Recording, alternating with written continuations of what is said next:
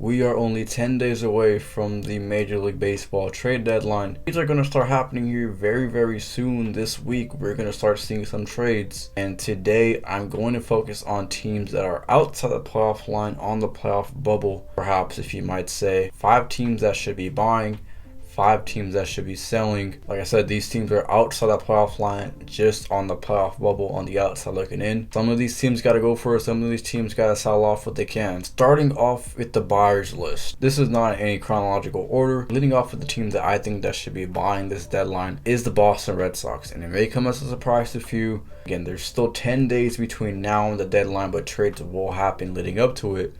I think the Red Sox should be buying. They're only 2 games behind in the wild card race. The American League East is very competitive, and I think the Red Sox have a chance. The Red Sox are one of those teams that are very scrappy. They get in the playoffs, and you never know what happens. When they get in the playoffs, they usually go deep, so I think the Red Sox should be buying at the deadline. Going over to the selling, I'm going to go ahead and say that the Chicago Cubs should be sellers. The Cubs are 47-51, 6 games behind the National League wildcard race.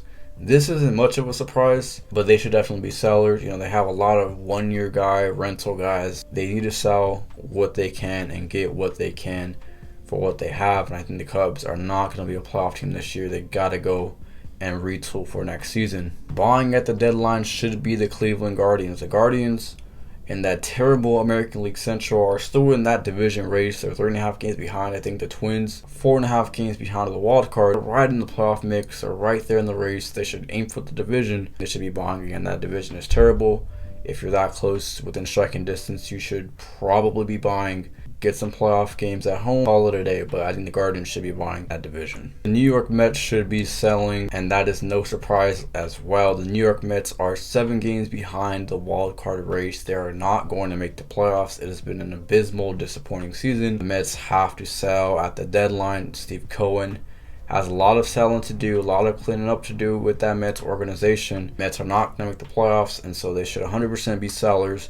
And they're going to be a team to watch come the deadline. Philadelphia Phillies are only 1 game behind the National League wildcard race. They're right in the mix. This team made the World Series last year. This team is a good team, and if they get in the playoffs, you just never know what's going to happen. I could see them being a wildcard exit. I could see them pushing for the pennant. This Phillies team is going to be very interesting to watch on who they add.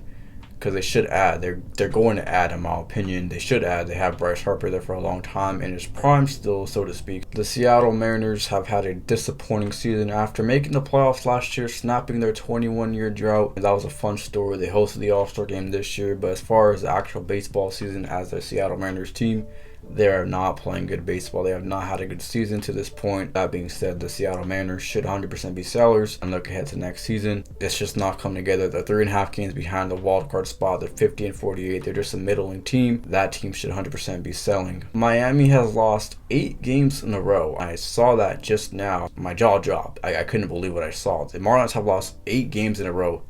They're 53-47, now 1 game behind in the NL wildcard. After all that losing, they're only 1 game behind the NL wildcard. Marlins have had an amazing season so far, and that team has still yet to ever see a playoff game at Marlins Park.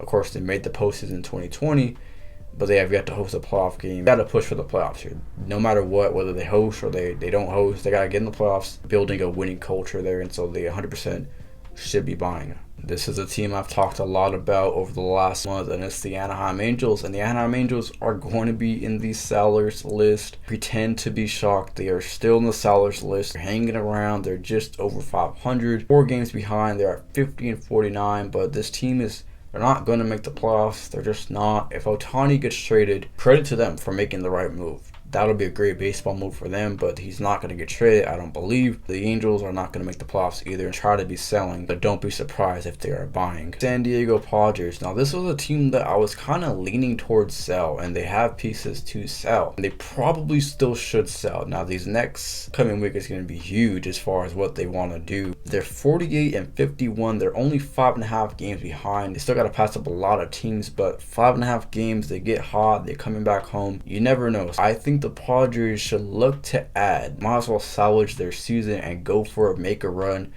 get in the playoffs, and just like last year, you never know what happens. So with that being said, I had the Padres as a buyer this trade deadline. For the New York Yankees, I think the New York Yankees should be sellers at the deadline. And I know that sounds crazy. The Yankees should be sellers.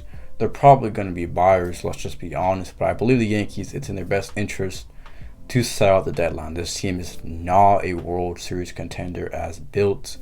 They need to sell. They have a lot of old pieces, a lot of not so good contracts. They need to sell at the deadline. They got to revamp that team, get some new blood in there, and go from there. But the Yankees this year in 2023, again, without Aaron Judge, it just has not been their year. They've been in last place already this season. They need to sell at the deadline. These are my 10 teams that should be buying and or selling. We shall see if these teams do that. Again, of course, teams can also buy a little bit and sell a little bit. Comment down below what y'all think on who should be buying, who should be selling. We'll have a discussion in the comment section. But with that being said, though, I will talk to you guys again in the next video. Later.